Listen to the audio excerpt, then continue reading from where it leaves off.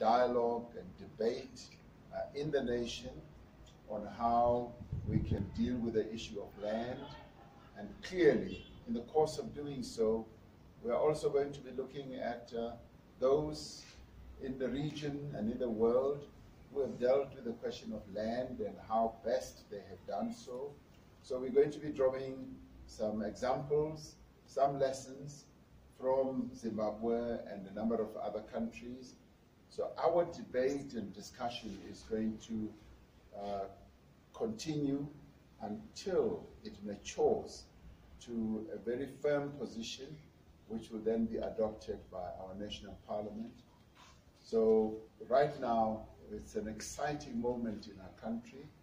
And we've actually said to South Africans, they should not be fearful. They should not be filled with great anxiety.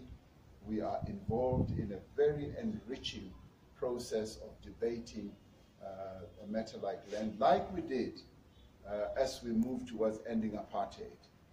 Discussions on ending apartheid were extensive, they were rich, and they ended with a very good outcome. And likewise on land, I think we will end with a good outcome which will unite the nation. President Ramaphosa.